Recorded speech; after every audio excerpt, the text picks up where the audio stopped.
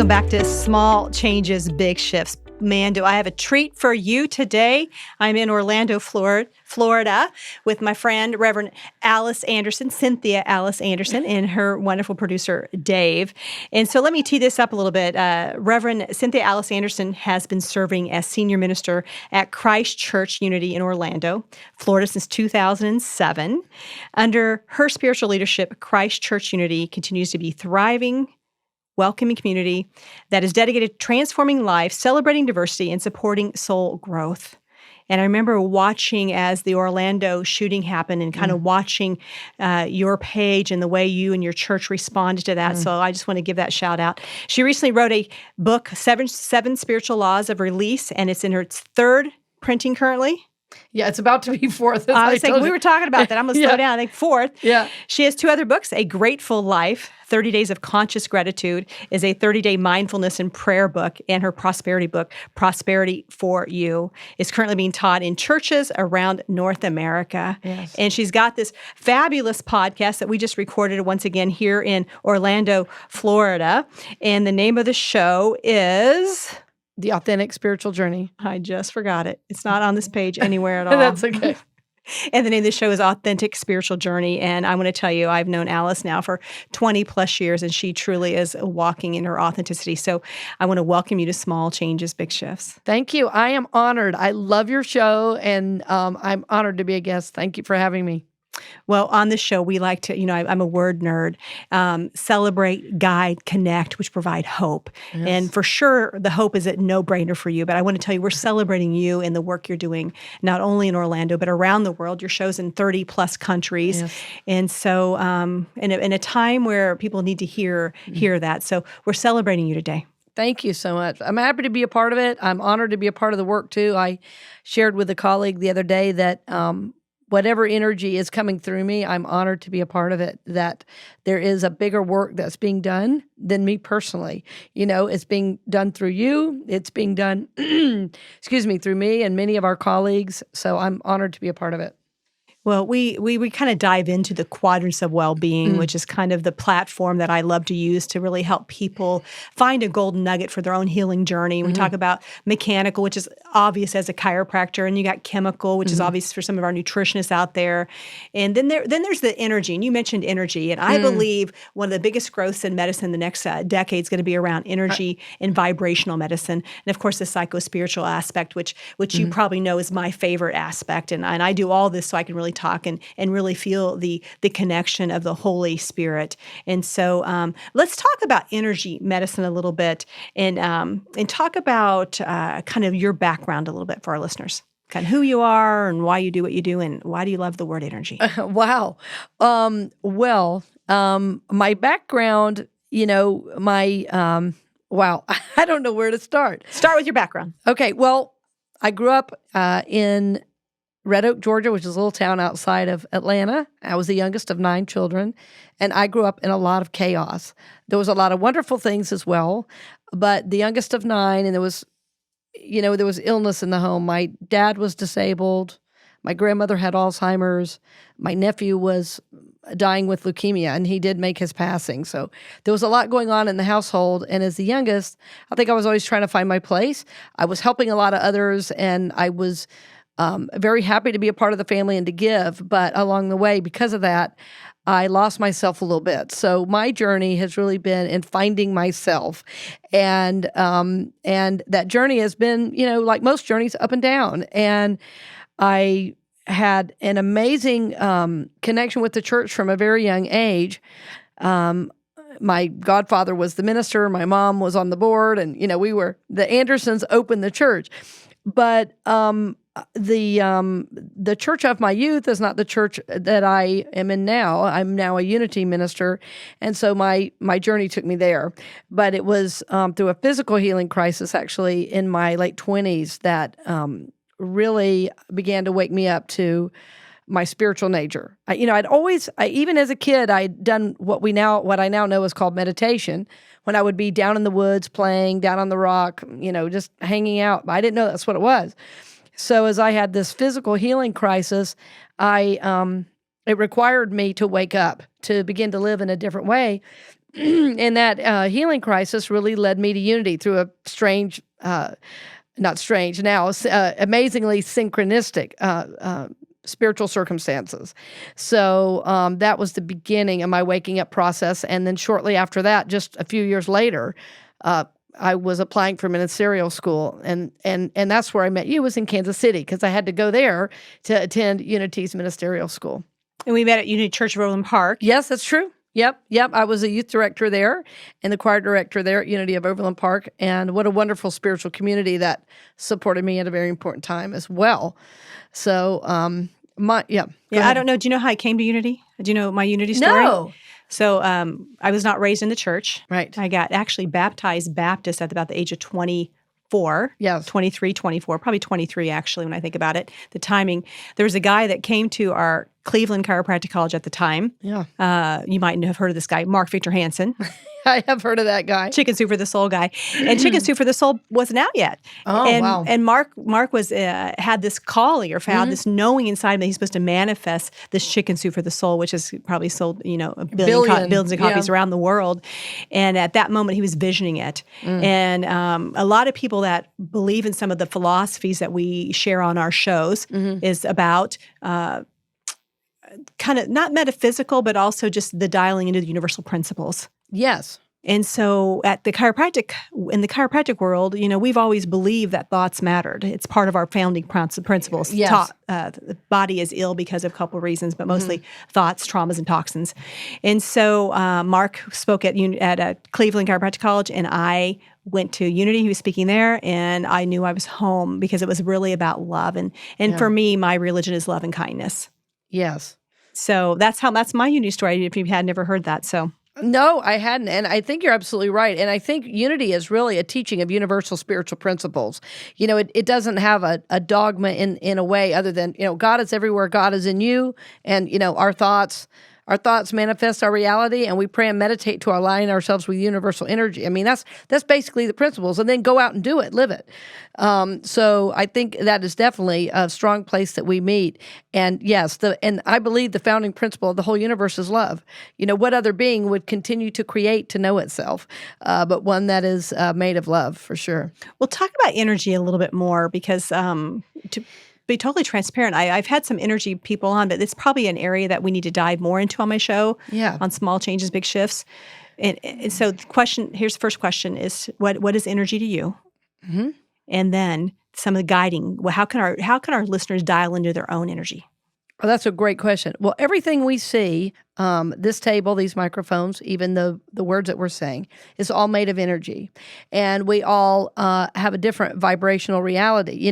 We all know people that when we meet them, we feel good because maybe they're lifting us up. Maybe they cause us to laugh. We might meet other people, and we don't know why. Upon leaving that conversation, we might feel down or kind of like heavy. Yeah. And so what's happening is there's an exchange of energy, positive or negative, and sometimes we take that on. So just being aware of where you are energetically can really help. And one of the practices I use in the morning, very first thing getting out of bed, is a wonderful practice to ask every morning before jumping out of bed, which is hard for me because I love to go. How is the universe supporting me today? In other words, where do I find my energy? What is the universe asking of me? Where am I going today? What's the weather like? What do I feel like? And this only takes a minute. It's not a long conversation, but just me being conscious as I begin my day with that question helps me be really open and really energetically grounded to the universe itself, that we are in communication. I know the universe is going to send me signs because we connected first thing. I'm aware of who I am. I'm aware of what I'm to do. And I know the universe is going to send me signs of what's mine to do. So say the question again. What do you ask yourself? How is the universe holding me today? How is the universe holding me today? So for our listeners, write that down. Well, if you're driving, don't write it down. Listen again. Listen again. How is the universe holding me today? I would also use maybe supporting me today. Absolutely. Encouraging me today. Whatever word is the vibration that works for you. Yeah. And, Dr. Joe Dispenza, I heard him years and years ago It's so funny because he wasn't saying anything new, but he was talking about asking the universe, basically for a sign. And so when I was really early on in asking this question, I would often ask for a sign like, okay, Spirit, I know you're supporting me. Please give me a sign as we go through the day. It can be a feather, it can be a stone, whatever. Let me know you're there. And I believe the universe loves to be in communication with us. I believe the universe is supportive and loving always. And so I think when we set an intention like that, that we open ourselves to receive. So I think the universe is always helping us, always giving that to us. I just think we need to open our mind, our heart, and our soul to receive. And that's a great practice. That's going to be my takeaway. I had a takeaway from your show. That's my takeaway from I know. this Thank show. you for being on my show. So you wrote 7 Spiritual Laws of Release. Yes. And so we're in the guidance section. You kind of have these 3 parts of the show. Celebrate. It's a no-brainer why we're celebrating you today. But talk about the 7 principles.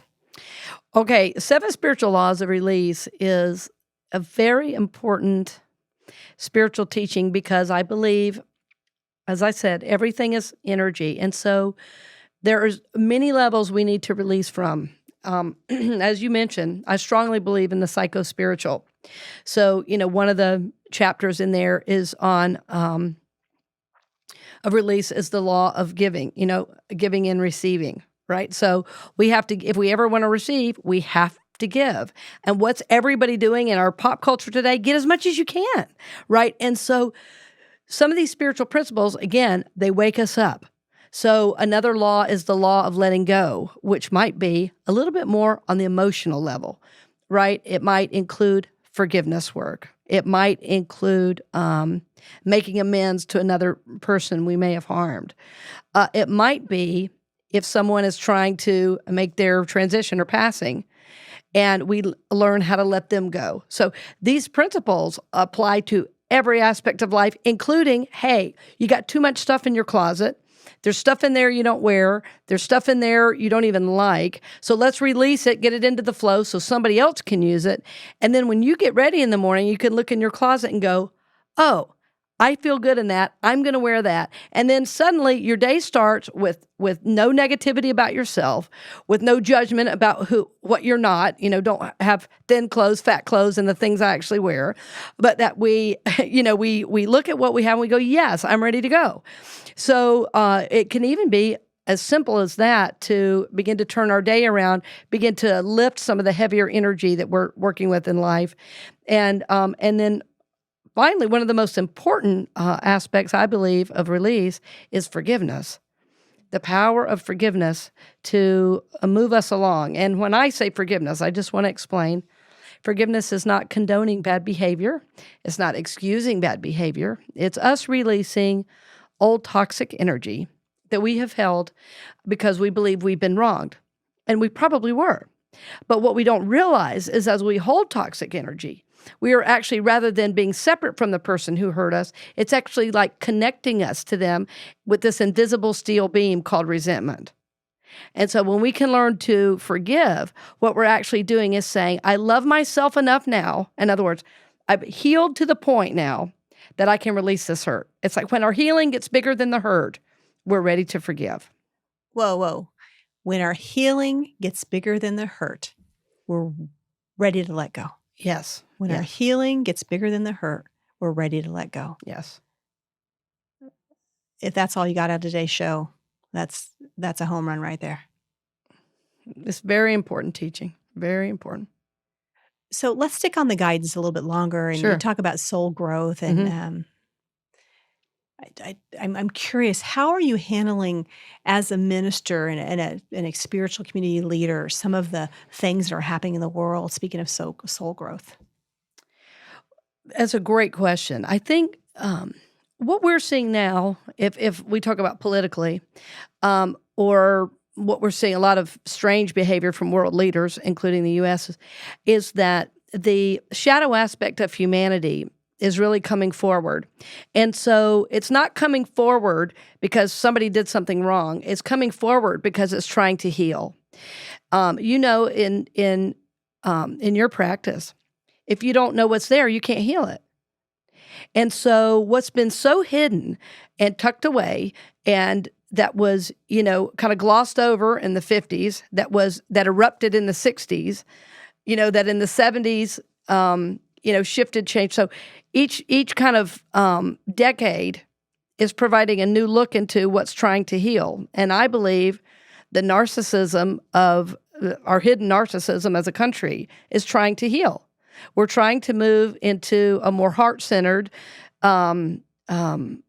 away from the patriarchy and into a more balanced understanding. And so in the middle of that, it looks really bad and really hard. And that doesn't mean that we excuse racism, that we excuse sexism, but we see it for what it is. And rather than cursing the individuals there, what we realize is they are simply holding an image of the mass consciousness. So anybody in a public office is simply a reflection of the mass consciousness. And in this case, I believe the consciousness that's trying to heal. That's what the Me Too movement is. That's what all the marches we're seeing. It's like people are saying no more, right? And so as that happens, there's a reaction to that.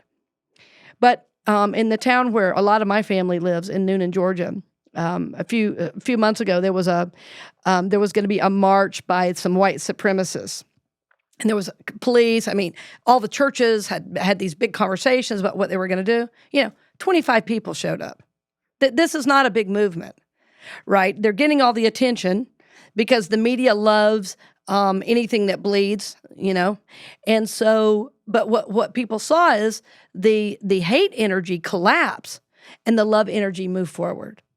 So that's happening over and over and over. We don't always hear that part reported on, but I know, as we love to say, boots on the ground, that were there that said, oh, this became a festival of love. People came in community. People talked to each other that had never talked to each other before. And what looked like it was going to be a hate-filled thing, and some people were scared and stayed home, that dispersed quickly. And love is what was remaining. So my belief is that love is trying to come forward. And there are leaders, and you're one of them, that are doing that every day in their practices, every day at the corporation where they work, every day as a barista. It's up to all of us to bring this energy forward. Well, to show up. Exactly. That's number one. Well, it makes me think of a quote. I'm a quote nerd. Is in order to heal it, you got to reveal it. Yes. Mm-hmm. So we're revealing it right now so we can heal it, and it's going to be important for all of us, our listeners. I believe the people that are attracted to this show and your show are people that say, you know what, I want to do my part. Yes. And I'm willing to do the forgiveness work. I'm willing to celebrate others. I'm willing to really show up and be a go-giver. So I want to continue to dive in a little bit around this soul growth. I once again, being totally transparent, sometimes I feel like the 5-letter F word when I'm talking to a minister, because I did not grow up in the church. I probably can maybe think of one quote in the Bible or one scripture, love thy neighbor as yourself. That's the most important one. You got it. So I want to tell you, I'm here humbly thinking about my own soul growth. And so some of our listeners who may have some shame around not being raised in the church, or shame around having a different belief system, what can I do? How could I tap into that next level of healing? Boy, that is such a wonderful question, because I think it's so important really to know that whether you're in church or not, you're a soul. Right? So for all of our listeners, it doesn't matter if you're Christian or Jew or grew up with no faith at all, because what drew you to this is your soul. And so each of us is at a very specific level in our soul's journey. Some of us are young souls, and I love to talk about this because the young soul example of that is, the middle-aged man or woman who goes out and buys a sports car, has 3 partners all at the same time. This is a young soul, that's trying to get all they can, and the one with the most toys wins. Well, if you're listening to these shows, my show or Dr. Robin, you're not that way. You've woken up to the fact that there's more to life. So first of all, we just honor that. We just honor that you're there on the journey. We honor that your soul is here to do good. So as a part of that, I think it's really listening and 2 things. One is looking back at your journey, and there's a practice I do with people it's charting your life plan, which is really a wonderful practice of just writing down some of these significant experiences of your life, and you'll start to see something running through your life like a golden thread. So, and that something is the guidance of the universe in your soul. It's very powerful to do it. And so having said all that, if you are listening to us right now, you're already waking up spiritually. And so trusting that inner voice that comes to you about what's yours to do, because the reason I'm not giving you too many specifics is because if part of your growth has been an issue with a body shame or weight, your next growth point might be to go to a place like your Wellness Connection. It might be to go to a yoga class. It might be to get off the couch and put down the junk food. It might be to meditate. But your soul growth might be different than what mine is right now. So really trusting that you know what's yours to do, and let your soul tell you what's bringing you joy right now. What's lighting you up, So if you think, I'm really tired of my pants not fitting. I'm really tired of my body not feeling good. That is wonderful. Mary Mann Morrissey calls that divine discontent. So listen to that voice and then take action. So what I hear you saying, if you are someplace in your life and you're feeling that divine discontent, yes, shift. That's it. Take the next step. That's it. Have the courage. Yeah. And have the courage to take that next step. Yeah. And the main thing I would want you to take away from all of this about soul is you are responsible for your own soul's journey. No one can do it for us. I often tell my congregation, if I could do it for you, I would. I love you that much. But I'm too busy working on my own, number one. And I know you know what's yours to do, and I don't. But you know. So really, really trusting that, and then taking that action with a lot of faith. And then again, the universe gives us signs. We'll know we're on the right track if it brings us joy. I think joy is a wonderful sign of the presence of God.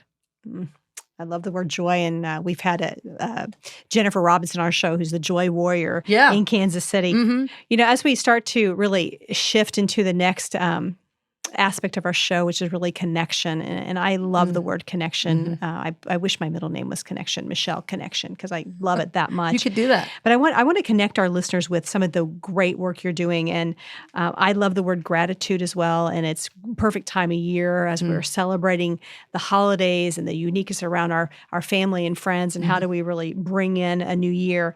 Let's talk about how they can find, and then a little bit about your book, A Grateful Life, 30 Days of Conscious Gratitude. Yeah, I'm so glad you mentioned that. Thank you. It is available on Amazon, and gratitude is the great multiplier. So I'm going to say that again. Gratitude is a great multiplier, which means everything we acknowledge as good, everything that we begin to give thanks for, we begin to see more of it. We see more of it because we are saying to the universe, when we say, yes, thank you for this, then it expands into more. The universe says, oh, you saw me. Here's more. Oh, you saw that too? Here's more. And so being in gratitude, you're really going to have to up your bliss quotient, because as you acknowledge all the good God has for you, more comes forward for you. And I want to say, this is especially important, hear me, friends, I would say in church. Now listen, that especially when things are not going well, that is the time to turn on the gratitude. As a matter of fact, I feel so strongly about it. I got a tattoo right here that says gratitude on my arm. So I am always, always, always going to remember to be in gratitude, no matter what, especially if I'm not feeling grateful at the moment. Because I'm always looking, it's human nature. We look at what we don't have and complain about that and then call our friends. And guess what, friends? You're creating more of what you don't have. It's amazing. Instead of saying, okay, look at all I do have. And I'm telling you, it creates a flow and an energy that is so powerful in your life. You will begin to practice gratitude on a daily basis. You won't be able to help it. It's that good. One of the questions I like to ask my clients, people that give me God, what a privilege it is to serve people. Isn't it just the greatest gift? Huge. Speaking of gratitude, I'm grateful that people are listening to our show today, and that they maybe would share it with a friend because they're going to get some nuggets out of today's show. I'm super grateful for that. So, but I just, one of the questions I ask when I see people is, tell me something good that happened today. Perfect. And I'm always shocked about people who go, I can't think of anything. And I'll remind them, I saw you walk in here. That's right. I'm alive. I saw you walk in here. By the way, you can hear me. You can see.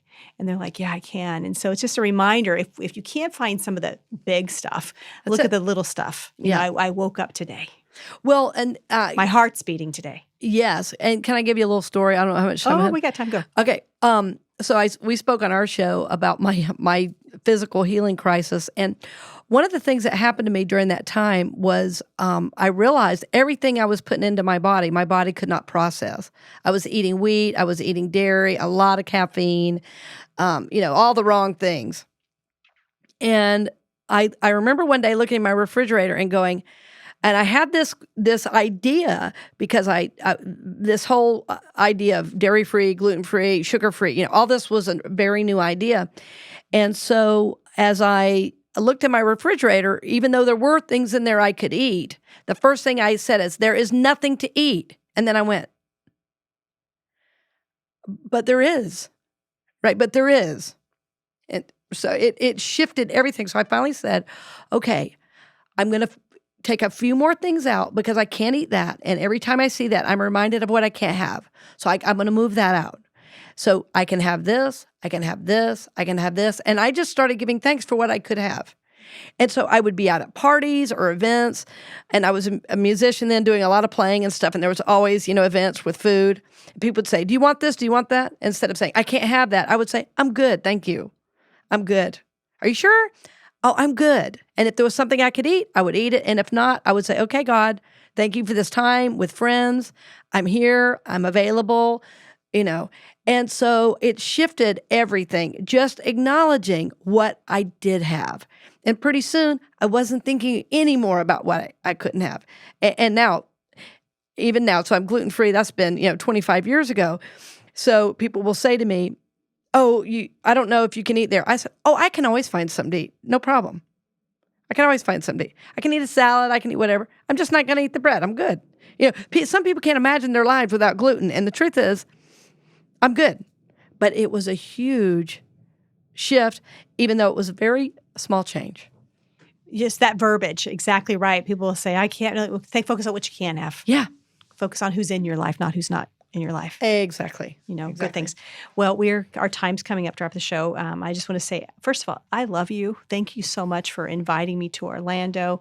Thank you for being Believing Eyes and for being that light, as I mentioned on your show. I'm a pretty good read of energy just because of the journey. Mm. And I knew when I met you, when you were in ministerial school, that you were going to do big things. Oh, thank you. And so I encourage our listeners to go to your website, CynthiaAliceAnderson.com. Yes. Cynthia with a C. Yes. It'll be in the show notes, CynthiaAliceAnderson.com. You can learn about your podcast named. Yeah, well, the podcast channel is Experience of the Soul.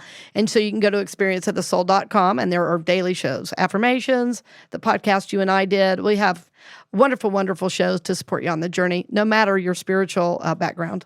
Yeah, it's all love, right? So as we wrap up, I got a couple last questions for you. Okay. So if you had a magic wand, what would you do? Take away hate. Yeah. I would take away hate. So add in more love? Definitely. Add in more love. How does somebody love them? You've given some ideas about soul searching, but if they were going to do something right in this moment to love themselves more, what would it be? Breathe. All right. Here's my last question. And once again, thank you so much. I love quotes. Do you have a couple quotes or a quote that comes to mind today? I change every day. So you got a quote today that inspires you. The quote that, yes. Well, I'll tell you exactly what came to mind. I won't overthink it. God is all there is. And so my job is to find God in the middle of that. God is all there is. God is all there is. Well, it matches my quote, actually, and it came to me earlier when we were talking, is you can't heal it if you don't reveal it. That's it. And in the middle of this, what seems to be chaos, there's God. There you go. There was chaos before creation, so I believe it. All right. I'm sending you all lots of love. Thanks for joining me on Small Changes, Big Shifts. We'll chat next week. Blessings.